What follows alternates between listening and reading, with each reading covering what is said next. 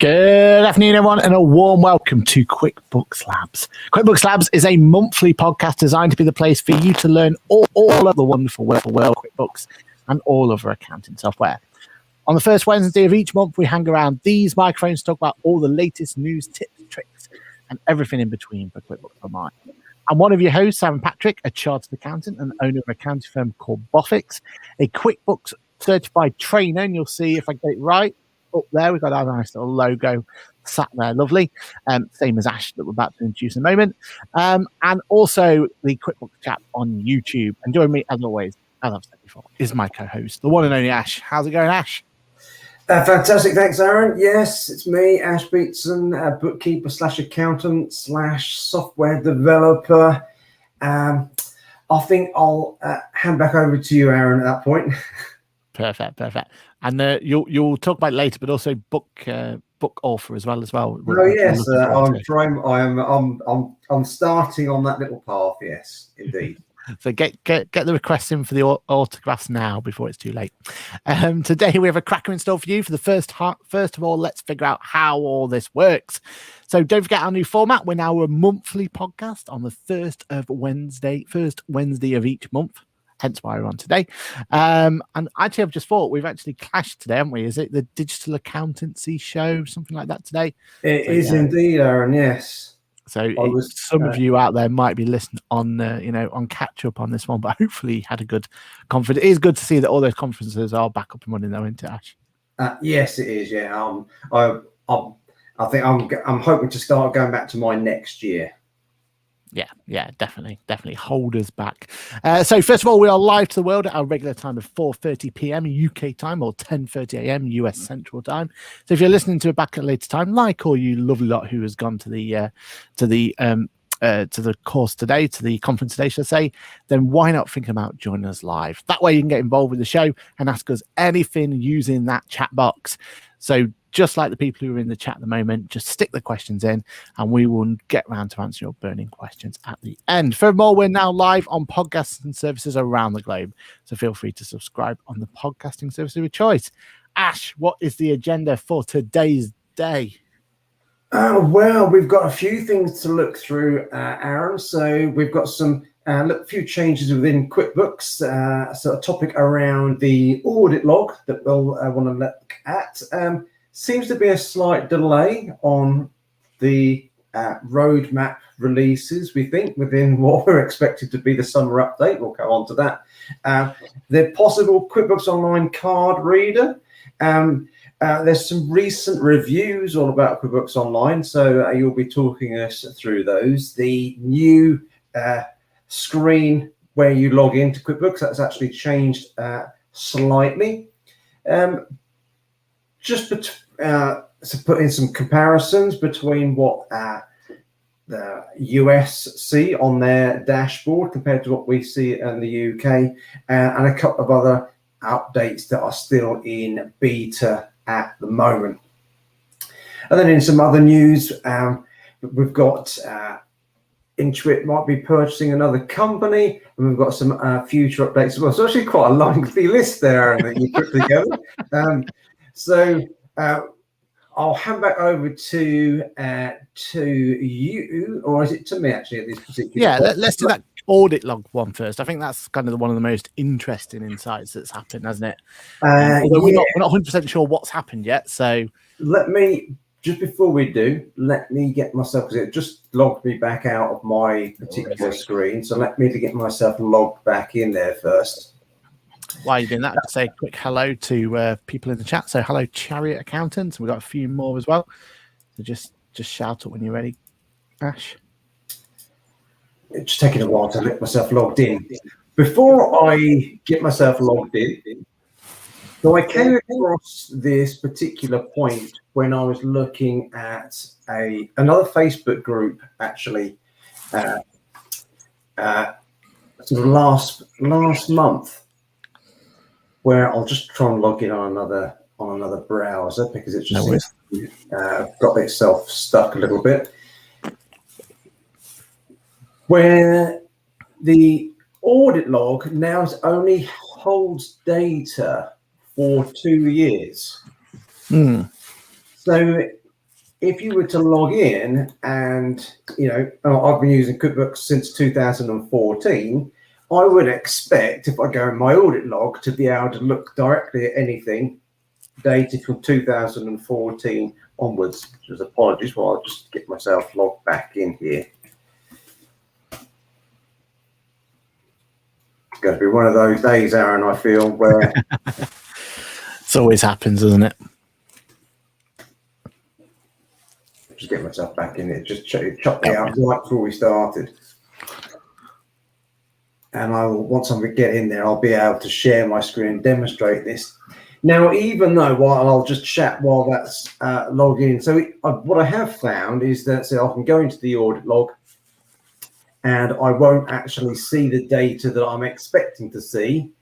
However, if I do look at a particular transaction that is in the past, it still has the audit history there, which is pretty good. So let me just open this company. Because I know when people first mentioned it, there was kind of a worry that the data was missing, wasn't it? But it doesn't seem like the data's missing. It just seems like the audit log, for whatever reason, is.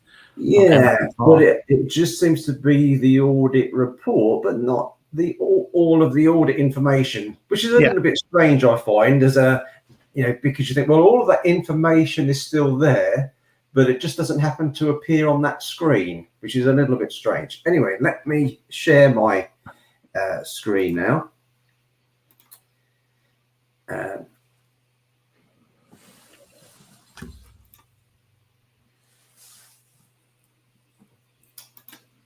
we go. Make sure I've got the right one. No worries. There we are. Wonderful. Perfect.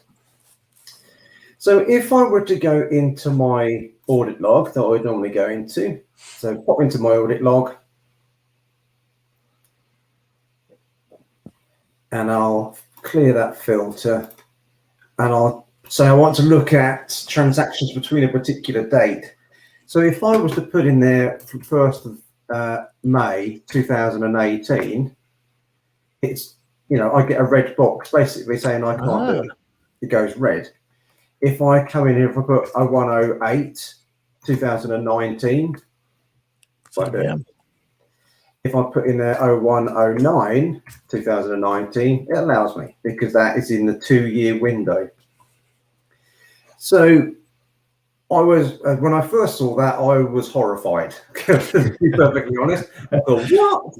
WTF? What is going on there? What happens if, usually I'm really pretty up to date, but you don't know if you come across some company that's quite behind and you want to look at, something that might have changed. So I think, well, this isn't really transaction date. This is obviously the action date, when it's logged. But even so, but if I were to let's have a look at a profit and loss report. So run a profit and loss. And I'll run this profit and loss by year. So I know if I actually run this from 2016.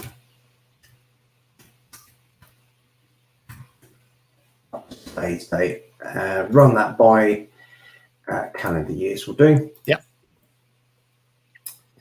So I know I've got data in there. I've got all the data is in there, because I started using this on the CIS webinar around 2016.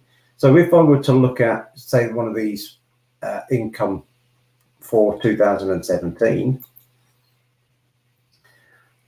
so I'll open that up. I'll click on one of the invoices. So this is well over 4 years old. Yep. It's taking a while to open up. It's only because we're streaming live, isn't it? Yeah, it always seems to have a bit of a lag. There we go. Yeah. So now I've got the invoice open. I go to more. It's been a little, eventually. I can look at the audit history.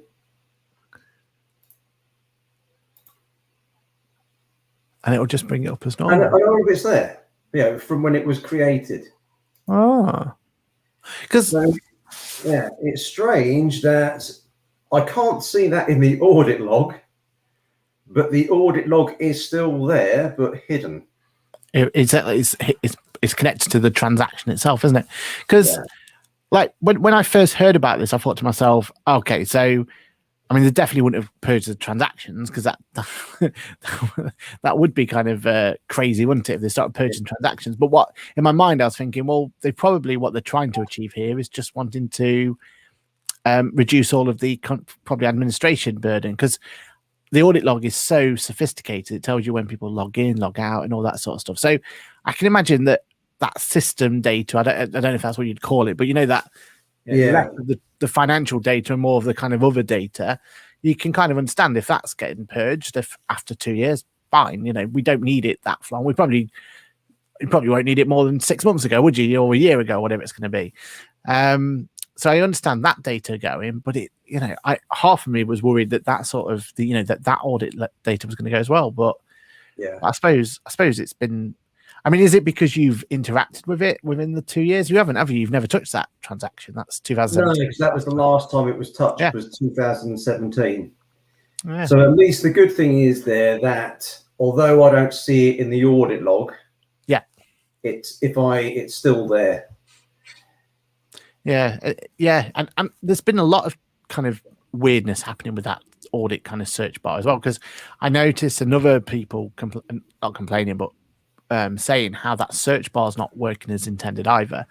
So how if you click on the advanced search now, I don't know if you've noticed, you go to search and you press advanced, the date ranges are just peculiar. They're not giving you date ranges you'd expect it to be. So something's definitely changed, hasn't it? Or something's not quite what it used to be in the back end. So maybe it's maybe some changes coming our way and that they're kind of prepping for it. Who knows? Yeah, possibly.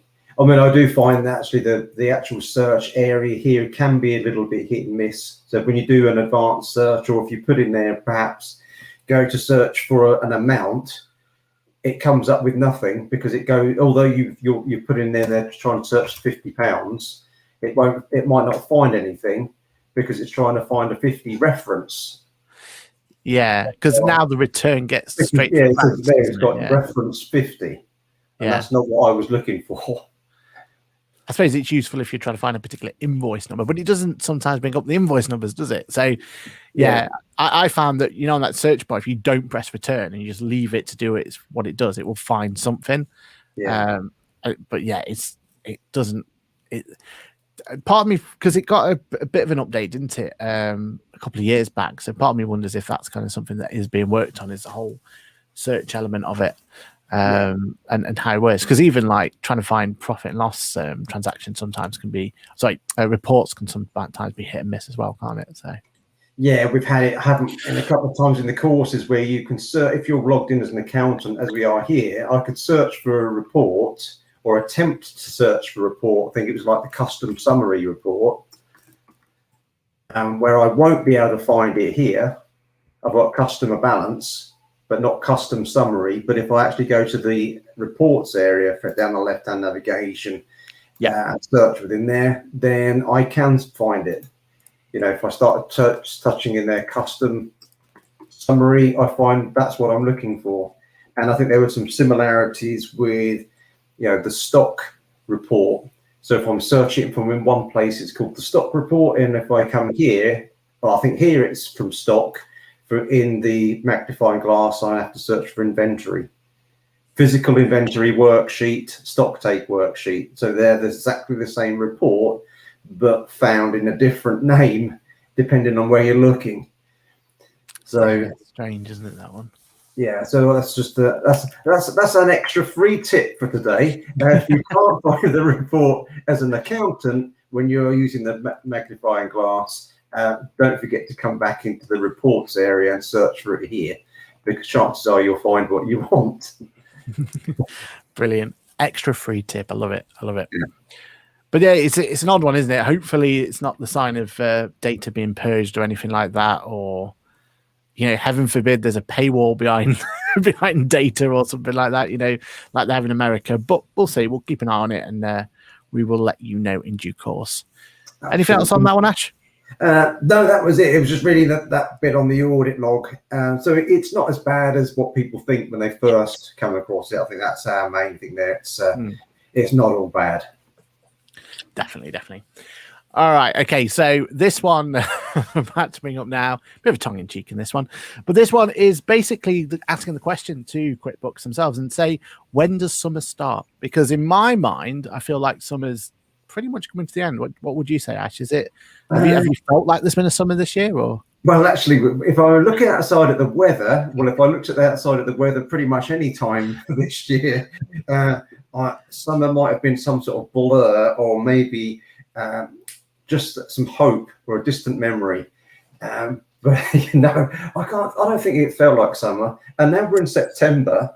I think, September, October, November, isn't that autumn? I think so. I mean, I could be wrong there, but in my mind, I feel like we're moving to autumn.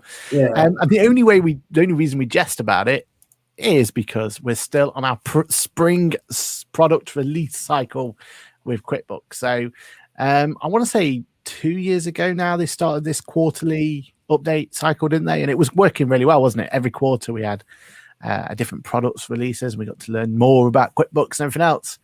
But for some reason, the summer product release has completely disappeared. So who knows? I mean, it's more than likely going to be the fact that there just wasn't enough to talk about, possibly, and there wasn't enough to bring into play, and it's a bit more of a slower month. But fingers crossed, we're going to go straight into autumn pretty soon, and we'll get an autumn product release.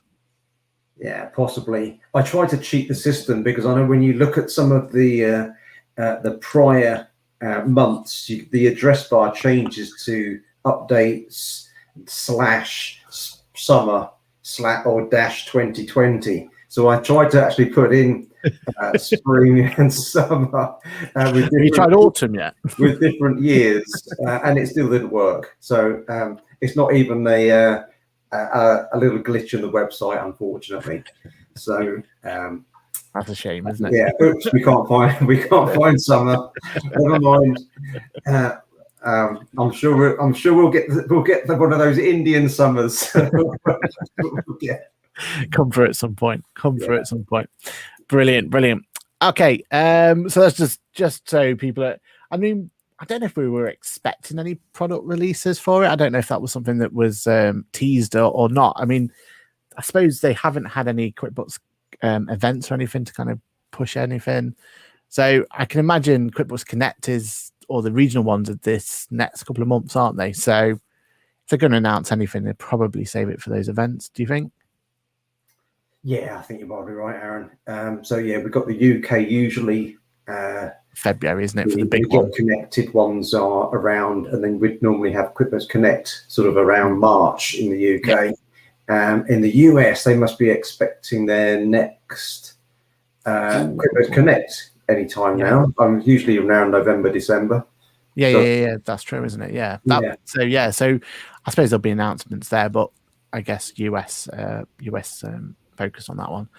The next bit of news, and it's more just kind of trying to look for our crystal balls and see if there's anything here that that could come over to the UK, but they finally released what is going to look like their little card puck solution for QuickBooks Pay, QuickBooks integrations, and actually getting the opportunity to add a little card solution to it. So it looks very much similar to how Square, I don't know if you've ever seen Square's little puck that they have. So in the terms of there's no kind of keyboard to it, there's no physical functional keys. So what it works on Square is that's all done by your phone, or you can just take kind of your what's the phrase where you actually get to just tap and go instead of actually putting the card in. But I do like the fact there's that little kind of digital screen there. You can see how much is going to be charged at any one point. In the UK, I suppose we've got that Zettle integration. We've got that partnership with Zettle by PayPal. So possibly it will never make it to the UK. Maybe there's no kind of need for it over here. But in the US, it looks like quite a slick little put, that one. I think that'll be quite a nice little one. And I know when they were talking about it and talking about the integration, how it works so well, the idea is it's instantly in your bank account. You don't have to wait those couple of days for payouts or anything like that. If you take some money today via your card from a customer, then the idea is it's instantly available for you to draw against or whatever you need to do. So yeah, it's interesting. What do you think to that, Ash? Do you think it's a nice little design? Do you think it's a sensible solution? Yeah, I mean, it looks pretty neat. I mean, I'm guessing with the sort of the instant availability of funds, is that with any bank, or would that be if you've got the QuickBooks bank? Yeah. So it was all about that tight integration, wasn't it? Like the perks of being in the QuickBooks Cash and QuickBooks Bank ecosystem. The perks would be that if you receive money via paying by invoice or paying by the POC or however you paid or received money, the idea was it was going to be instantly available for you. Yeah. So, which is a huge perk for some businesses, isn't it? So, yeah. It looks good. Yeah.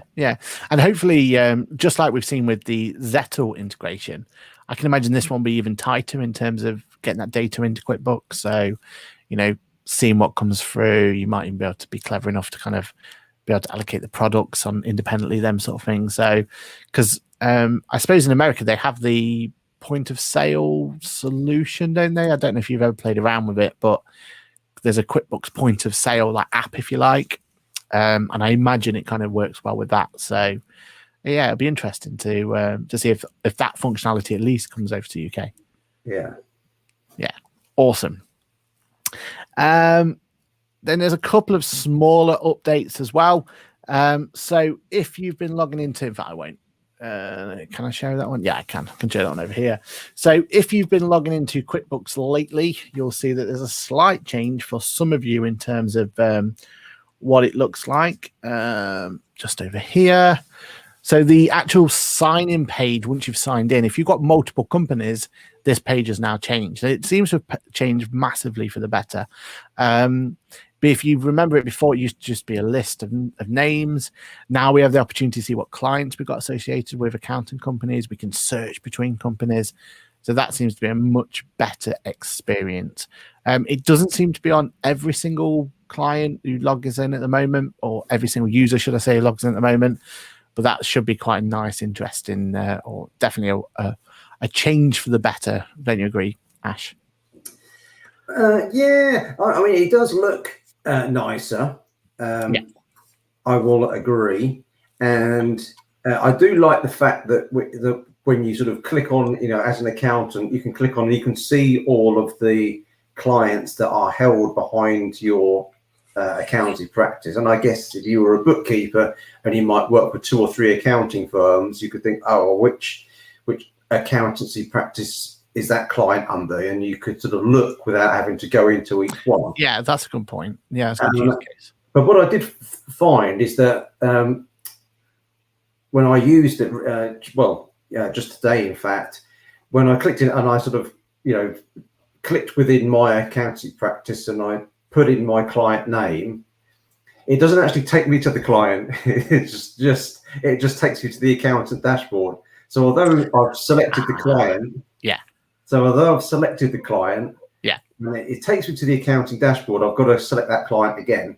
So in one way, I sort of think, well, yeah, it's a nice thing that I can search for it, but what's the point if I can't actually do anything with it? I might as well just log into the accounting firm. Yeah, it's an interesting one, I don't think, because that would, I suppose, be quite a nice little useful shortcut, wouldn't it, to get straight into your client and go from there. And maybe even like that search bar, you could search for individual clients if you've got multiple ones. But what I would, but I suppose on the flip side for them is they would still want you to go to QBOA, wouldn't they? They like you going to QBOA first before you jump into a client, don't they? So I suppose they'll always want that kind of interaction there. Yeah, I can see we've just had a comment actually that that is a future feature, what I've just mentioned. Good. And it absolutely makes sense. So from my point as being involved in software development, quite often little bits will be released first. And this is probably the stage 1. So now we know that this bit works.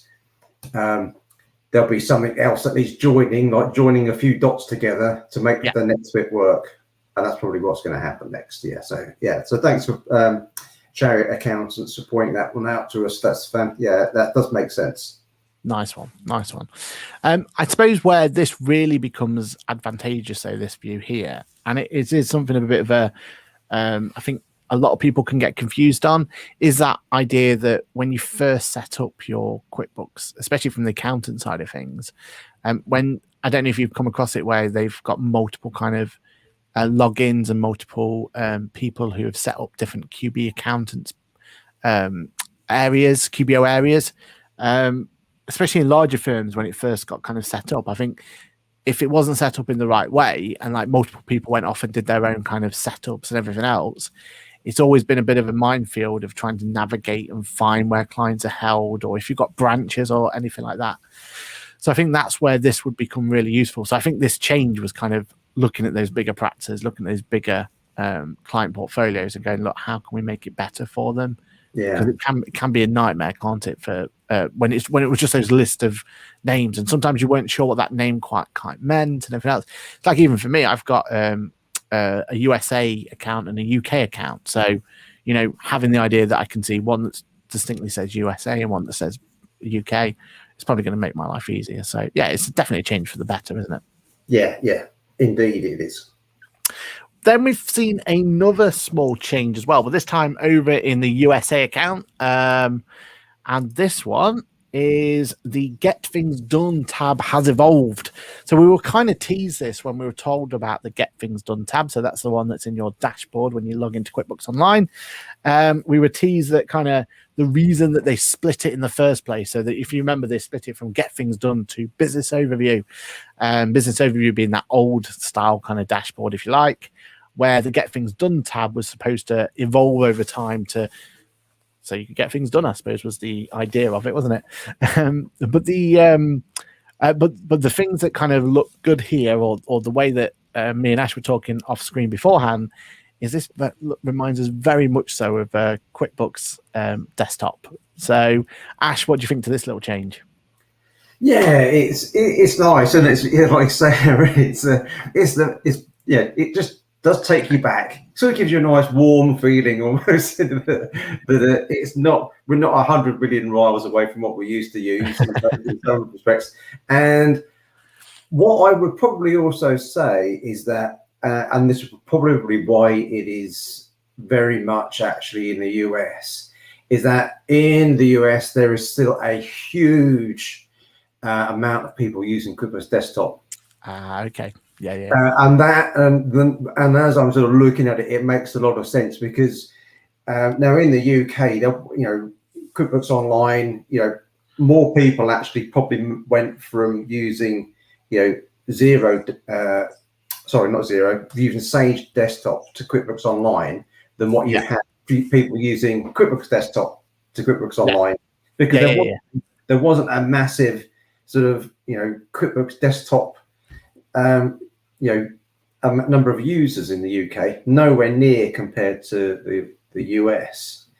And I should think, to make it easier, make that sort of transition easier to get from desktop to online, they've immediately got a screen that they're familiar with seeing. That makes sense. Yeah. Because they think, because before you've got a desktop user that's logged into desktop, that's the first thing that they see. And now, without that, they would just sort of see the business overview, and they would go, oh God, I don't know where I am.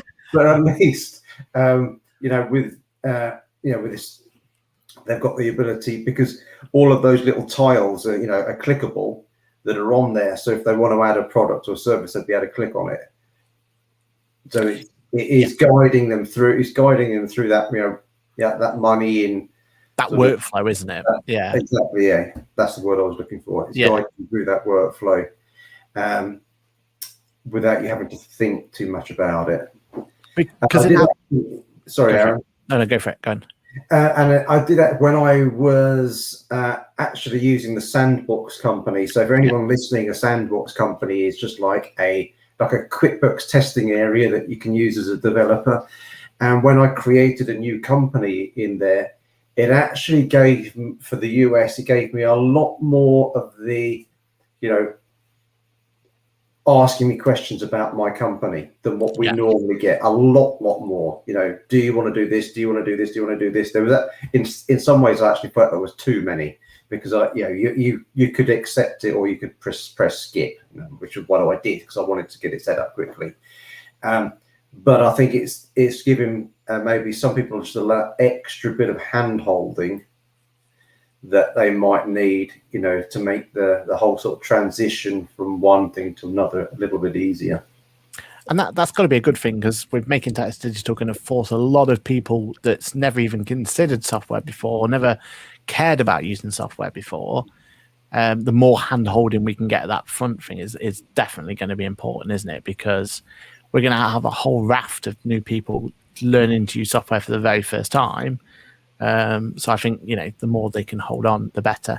One thing though, because the Get Things Done tab as it is now, if you kind of look at a kind of live client now in the UK, it's very much, or it feels to me, and we've kind of said this in research, haven't we, and everything else, it feels to me like they're trying to mimic the mobile and the desktop kind of view. So the Get Things tab, to me, as it looks now, is a mirror image to what the mobile app does, and it's kind of trying to blur the lines almost, so that you kind of got a similar experience from mobile versus desktop, or mobile versus browser, should I say, in this case. Do you think then that the mobile could start looking like this, or do you think that's going to be too cluttered and too messy? I think maybe. I mean, I guess like they've got at the top of the mobile at the moment, you've got the options where you can skim across, going from left to right. Carousel type thing, isn't it? Yeah.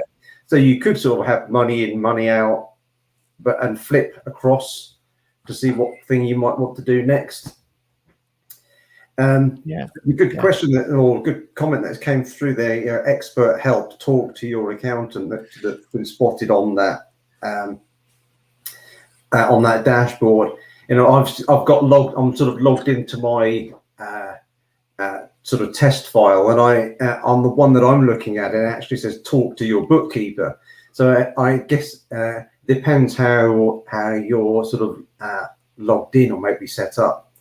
And it could be because I might have set this one up as an accountant, or said I was an accountant. So it might be that's probably said, well, if you're the accountant, you need to talk to the bookkeeper that's been doing the books.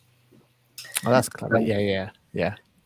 So I'm not sure. I tried to click on it to see if it would open up anything. But that could also be that QuickBooks Live, can't it? Because when I jumped into my American account, one thing that is very apparent is that they are definitely pushing QuickBooks Live. So that whole service where talk to a real bookkeeper or talk to a real accountant. That live interaction and having that person do the bookkeeping there and then for you. So that might be kind of a link to that more than, or possibly more than your actual accountant. But hopefully, fingers crossed, it is us as accountants and not that solution. But that could be what it's linking to. Yeah, actually, while we're just sort of going across topics here slightly. Yeah, go for it. But I thought while we were talking about the subject of contact, is that interestingly, so I'm the although I don't do much accounting for clients, I've still got one or two bigger clients that I've mentioned before that I work with a lot. And underneath my accounting subscription, I had spare license, so I created a new company for somebody very recently, and I'd set them all up and I'd invited them, and within a couple of days they had an email from Intuit. Okay, I guess it's just a general one of those automatic things. Do you want to join this webinar to learn how to set your QuickBooks file up? Yeah. And I sort of thought, because they forwarded it to me. So do we need to do anything with this? And I said no, because it's already been set up, exactly as we need it. But I just thought it was a little bit odd. Is that a new thing? Have you? Is that did it give you the guide, or did it talk about onboarding and onboarding webinar? Because they've been pushing that. I think it's weekly that they do this onboarding type webinar system, and because they're as from an accounting practice, they're trying to encourage us to push our clients onto it. So it's like, get yourself signed up for the next onboarding webinar. And the idea would be that they would kind of go through live how they would set up a new file and give an opportunity for people to talk and go in from there. So I assume it's that they're pushing for. Yeah. I guess it depends on the accounting practice. I mean, if that was me, I mean, luckily I don't really have any clients really apart from that one as such, but that would be a complete no from me. Don't go telling me my set of accounts, because I know how I want my account set up. Exactly. Or I know how between me and myself and my client, I'd like to make sure it works for the client and for me as the accountant. So it works both ways, obviously, and not having any sort of confusion with them being taught one way slightly differently as I would like. So that would be my little sort of thing there. With all the goodwill in the world, you have to be a bit careful, I would say. Yeah, I think it's one of those where it sounds great on paper, doesn't it? But I think, for certain clients, it's going to give you more pain than it's worth, isn't it? For some clients, it'll be perfect, wouldn't it? It'll be a great little solution. But yeah, for certain clients, you'll giving them the opportunity to set up their own chart of accounts, for example, could be a nightmare. So yeah, it's definitely it's an interesting take on it, and I think it's just one of those things where I don't think Xero or Sage or anyone else offer that solution, so it is quite a nice little USP, isn't it? So there's that going for it, isn't it? Yeah, I guess I can't really comment too much without actually attending or seeing what it is what advice is being given. Yes, I guess that. So it could be that they're singing off exactly the same hymn sheet as me, which is do not use too many chart codes. If you can keep it that level, all the better. You don't want to be running into pages. There's nothing worse than a profit and loss report that runs into 4 pages. Yeah. Sounds like you're talking from experience there. There's sub accounts and there's sub accounts that you don't need.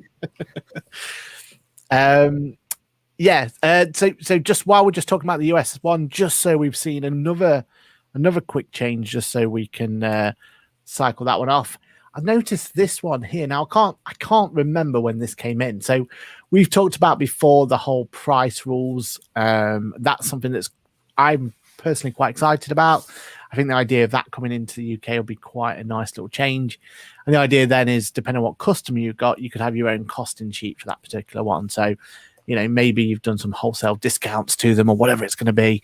So if customer A wants a price book, their price book will be different to customer B, that sort of thing. And, and with that turned on, you can be really clever with it. And be able to kind of do custom pricing for individual customers and stuff. So I quite like that. I think that works quite well. But what's new, or what I believe is new, again, I don't remember seeing this before, is that late fees option here. Now that seems like an absolute dream if that works as intended. The idea that if someone doesn't pay you on time, it'll automatically add on some late fee charges to them. I think that could be an absolute game changer myself. What about you, Ash? You like the idea of that one, or are you still? I do. I think it is definitely for some worth it. I was just while you were doing that, I thought, because I had my test file open, I just opened it up and just clicked on it, and I noticed that when you actually turn that on, you get the ability of choosing whether it's a flat fee or a percentage of the invoice. You've got some different grace periods that you can choose and what you want to put on there. So what I can't quite tell from that at the moment is whether it adds a charge onto the original invoice or it creates another one. Now, just looking at the screen just very briefly without doing any testing whatsoever, it gives me the impression that it adds it onto that original invoice, which I wouldn't have thought was quite right, really. I would have thought really a separate charge or a separate invoice, because you've got your original invoice that you send out on one day. Andy, what do you think? I suppose it's exactly the same. Well, it's the opposite, isn't it, of early repayment settlements and discounts for that. So it's exactly the same principle. That just opposite, isn't it? So instead of you getting a discount for paying early, and then the invoice is adapted after the date. In this case, you're getting penalised for not paying on time, so it added onto that. So your I invoice guess is that's the being argument they're amended. using. Yeah, I don't know if that is right or wrong. In Yeah, terms the of, only thing that would make me query that is that if you have filed your VAT and that return has been filed for that period with that invoice, and now you would be creating or amending the invoice that's been filed on the VAT return. I suppose the only good thing is exceptions report is brilliant. We'll bring it. There's that in there. But you're right, especially flat rate. I know flat rates. Well, I suppose does it apply to this? I suppose it does, doesn't it? But yeah, it's still flat rate would definitely not work, will it? So as soon as you file one return or one period, it's locked for good, isn't it? So yeah. So interesting. Something to think about. Yeah, but I mean, we've seen a lot of uptake for the automatic reminders. So that came in not too long ago, about 6 months ago, whatever it was. A lot of uptake for that one. That's been a really popular feature of that's been announced and been utilized. But also, it's come with a lot of problems. So it was one of those, I think, where it was maybe released a little bit too soon. So it's like not sending out the right at the right times, and it's not sending the right information out. And also, it's kind of highlighted for certain clients that their systems aren't, robust enough in terms of when they update their QuickBooks or whatever it's going to be, because these are brilliant, these solutions here. But if you've not got a way of automatically tracking when someone's paid you, then you could accidentally send a reminder out, accidentally put a late fee onto someone, just because you haven't, say, gone through your bank account in the last week or so. So I suppose there's that, isn't there, to take into account on. You're going to have some really nice, robust systems in place to be able to take advantage of it. Yeah, absolutely. I think with that sort of thing that you just mentioned with the automatic reminders, and especially this late payment fees, you need to be doing your bookkeeping every day.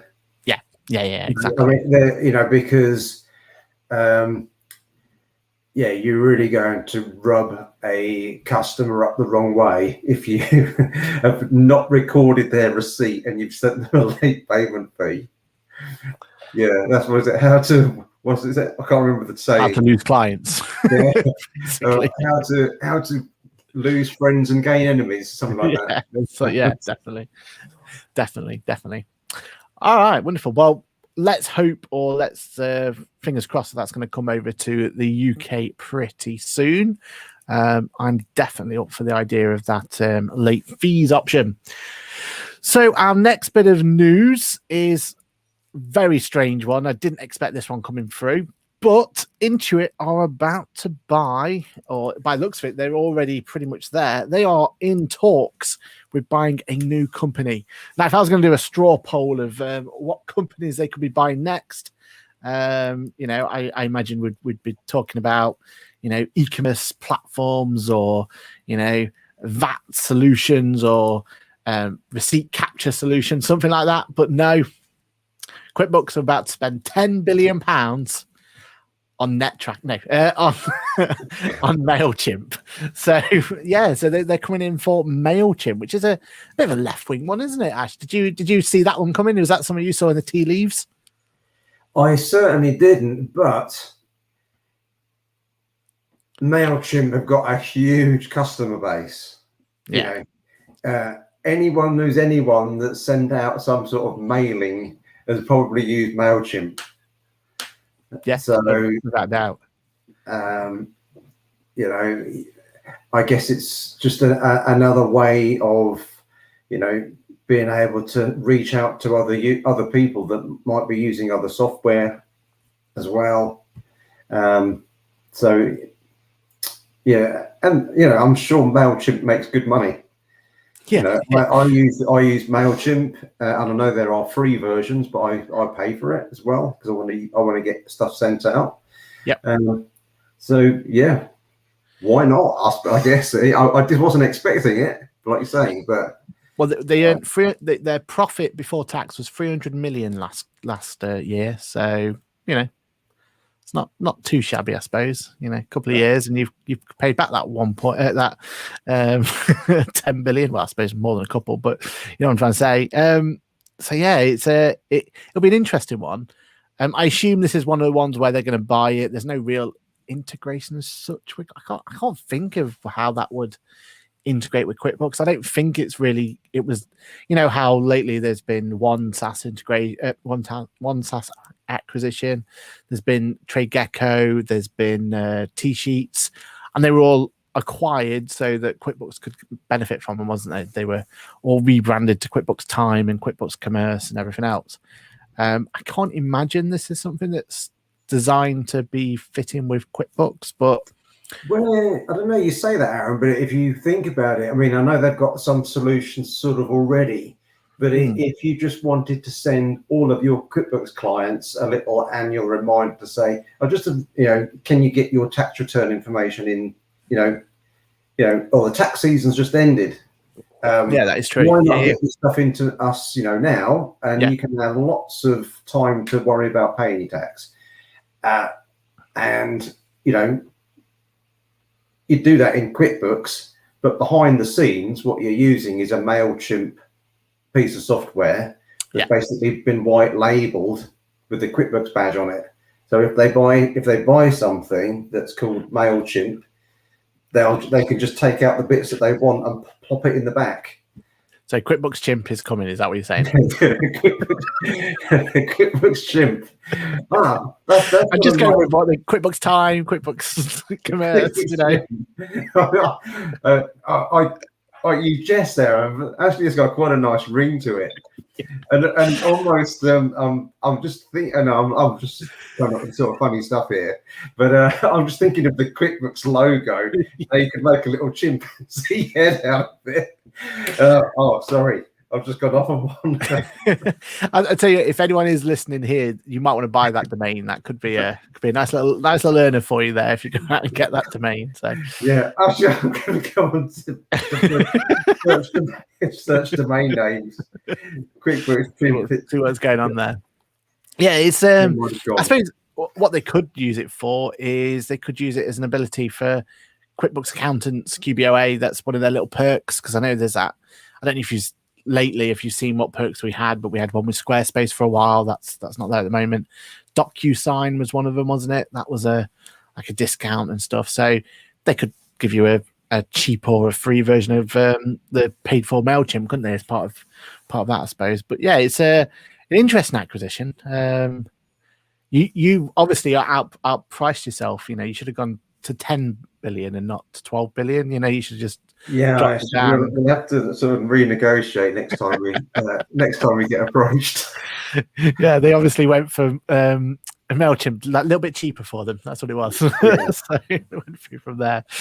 Okay. But yeah, so talks to buy MailChimp. So yeah, let's keep an eye on that one. I think that could be an interesting one. We've got two pieces of news on Xero as well. So the first one I'm going to go through first of all, because I know this one will be an easier topic to go through, a lot less controversial as well. But basically, if you've heard of the company called Greenback, or the app, should I say, called Greenback, then Xero, should I say, let's start again. We're doing Dext at this point in time, so this isn't Xero related. But Dext have acquired Greenback.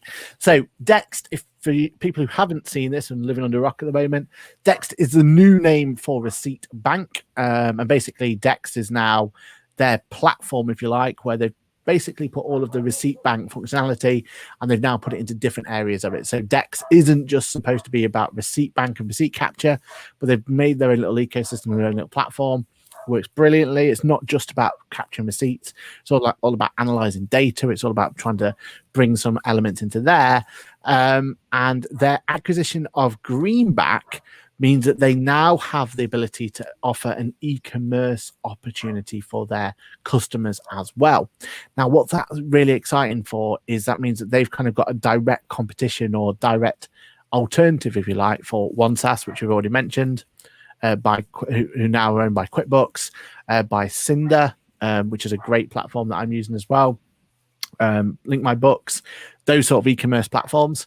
So the idea is that Greenback or now Dext Commerce can connect to your Amazon, your eBay, your PayPal, your Etsy, your Stripe, your Uber, and get that data into your Xero and QuickBooks clients. So it's interesting, isn't it? It's interesting how this is starting to develop, how, these platforms are starting to grow and start offer so much more, functionality. Yeah, but as we mentioned that, or as we briefly spoke about before we started, the whole e-commerce area is really gone huge, isn't it, over the last 12 months, especially with COVID, people buying online. Yeah. So there's a lot more transactions in the world are being created electronically, whether it's through eBay, whether it's through Shopify, whether it's through whatever platform someone's using. And so if you're using a particular sales platform, website or whatever it might be, you have that, but then you actually want to get that data into your accounting system one way or another without having to do lots of exporting and importing, which can be painful, as we know. So if you do have that solution that is going to basically streamline it all for you, or summarize it in and bring it through, then all the better. So it's gonna, yes, it would say, I've never had to do it really much of it, but well, not for some years now, but I know that it's a very painful process when you have to deal with a lot of transactions, especially when they might be being purchased through different platforms, even within one company. So if there are tools there to make it easier, then all the better. And I guess, there is going to be, you're going to start getting some competition with one, QuickBooks creating some solutions, and other people are going to want to do the same. So, which actually keeps the price down, I guess, for some of them as well. I mean, it's interesting from kind of the videos. I get a lot of from the YouTube side. I get a lot of traction on anything to do with e-commerce. Like if I'm showing any kind of app or any kind of solution or whatever it's going to be, especially eBay from my kind of demographic that's watched my videos. There's a lot of kind of chatter about it. I think the biggest thing that comes from my point of view is what I see, and it's kind of I have to defend almost QuickBooks and Xero and everyone else, because the kind of expectation, or I suppose not expectation, it's kind of the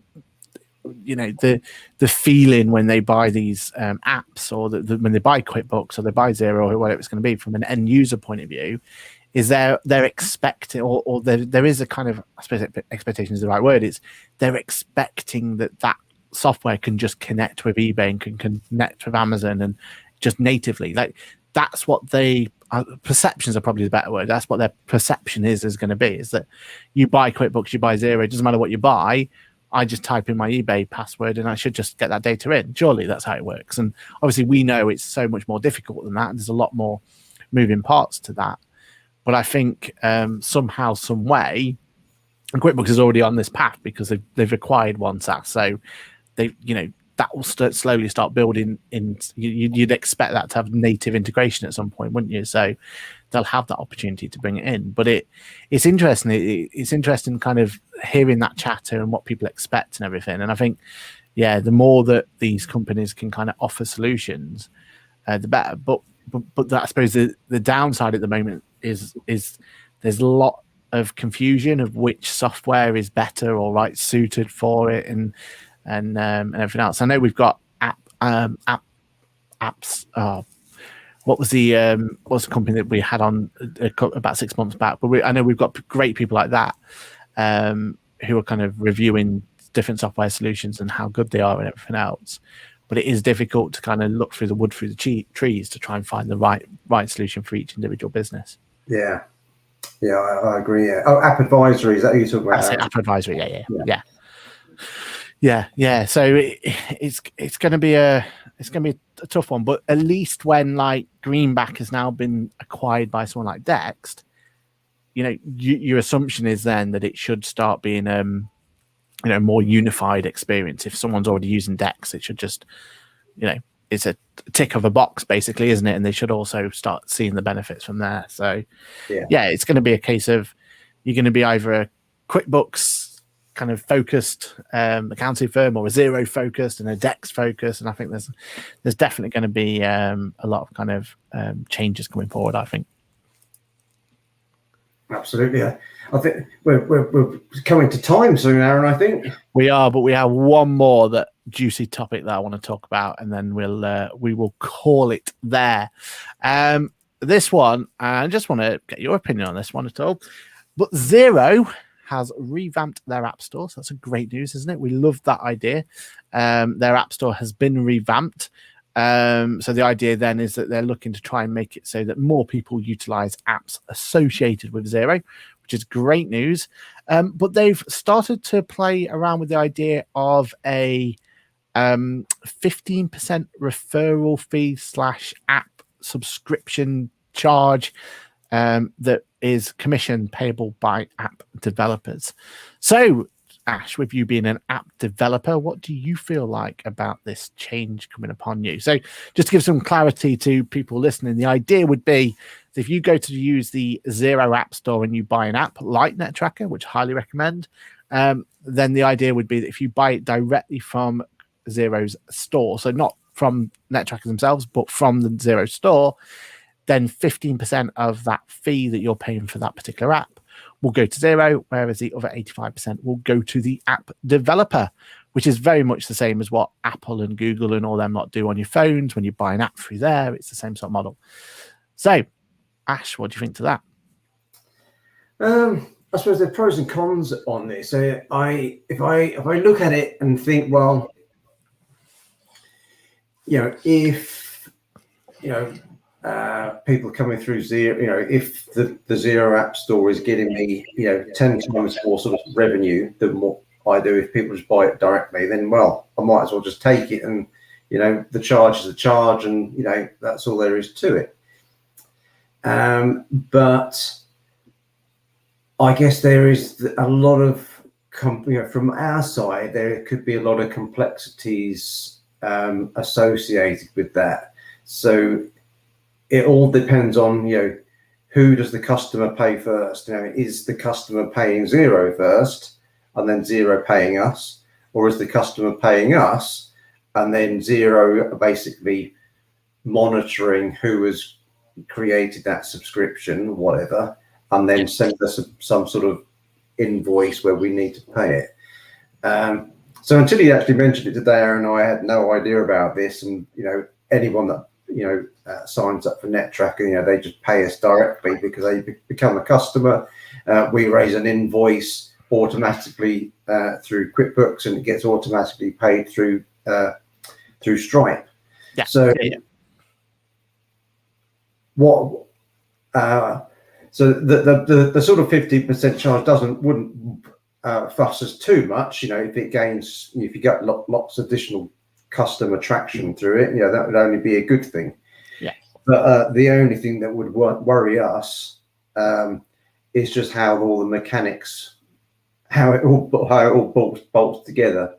When people cancel their subscription, and how good, because there's so many different layers to it, I suppose, that can happen. And so with us, for example, we've just changed our whole subscription way that it works. So a user can just log in, and they start off with one company, and if they want to increase it to 2 or 3 or 10 or 100, they can just do it themselves, and they log in, and it automatically changes their billing. How that works when you've got someone else to think about, that's another complication. Yeah, it's one of the, because you can see from both sides, can't you? Like from Xero's side, their opinion is they're creating this app ecosystem platform, and if, like you've already said, if the discoverability is from Xero, and Xero are saying, look, based on what we see on your the way you use your app, you've started getting these fixed assets, so go and buy NetTracker. Here's a link to it straight away. it kind of makes sense, doesn't it? And from an end user, if I can just press buy now and it just gets added to my Xero subscription, even better. I don't have to find my credit card or anything like that, or you know what I mean. I'm not having to subscribe or anything, and you can kind of see that less friction and that idea that they can just buy it, done, they're in, it's all set up. I think could be really powerful. But I suppose where it gets a bit, black or a bit against the curve a little bit is that idea that, well, it's never had a commission before, so what is Xero bringing to the table to justify this extra 15%? And also, like for a lot for us, like if we're advising clients as to which app to go or which QuickBooks versus Xero to go with, most of the conversations nowadays are around, well, what ecosystem you already invested in, what point of sale system you're using, and then we're saying, right, well, QuickBooks or Xero is going to be best for you because they got a better integration or whatever it's going to be. So sometimes the reason we choose a particular bookkeeping solution for our clients is because of their app. It's the app drawing them or pushing them to the cloud-based bookkeeping solution. Do you know what I mean? And it's going to be difficult to kind of justify which way that person's come and how they've come in, because it's almost in that case, why shouldn't then Xero pay the app developer 15% extra or whatever? Do you know what I mean? It's going to be difficult to find that right balance. Yeah, it is getting the balance right, because you've got to think of what has, it doesn't have to be Xero, it could be any accounting platform. What have they brought to the table? So for us, we've got a fixed asset app that was non-existent in QuickBooks. Yep. In Xero, they only recommend using the Xero fixed asset if you have up to 500 assets. So if you've got more than 500 assets, they're basically saying not really going to cope very well with that. Yeah, you've got Sage that doesn't have it at all. So if then someone says, well, so and not just us, any app provider, creates an app that enhances the use of another piece of software. And for us, we can also, provide support. So if anyone comes and questions how the integration works, we support them the same as any other app developer. So unless, someone like Xero does actually say, okay, well, we will help you promote it, and it's already on the app store anyway. So what is the extra promotion for? What are you going to do? Some additional advertising, or are you going to assist with supporting it? Yeah. You sort of think, well, unless we were targeting with a lot of extra customers, then you sort of think, oh well, I don't see the point. Yeah, because people will find, if they really need a solution, they'll find you whether you're on an app store or not quite often, because they'll just Google it like everyone else does. If you want to find something, you just Google I am looking for this and this, and the two words combined usually will find. I think because nearly all of our customers pretty much come through a Google search. Yeah. I can imagine that. Yeah, exactly. Or referral from other users, isn't it? But yeah, not from the app stores. Yeah. Interesting question just to finish off on regarding this subject. Ash, would you prefer to pay to use the Xero app platform as a one-off advertisement fee instead? It depends how much the advert would be, to be quite honest. But again, a huge amount of work goes into just not only creating the app, and in fact, with all integrations that we've done for QuickBooks, Xero, and Sage, just as much work is involved in actually listing on their app stores than actually creating the app itself, because we have to meet so many guidelines, and with QuickBooks, we have an annual security review. That's they log in and they check it and they try to attack it with different things to make sure that all the security is in place. So there's a lot of stuff that goes on, that's a lot of work that we don't sort of really get paid for doing that. So you sort of think, okay, you want us to do all this extra work, and now you want to take more money away from us. So yeah, it does sort of think, and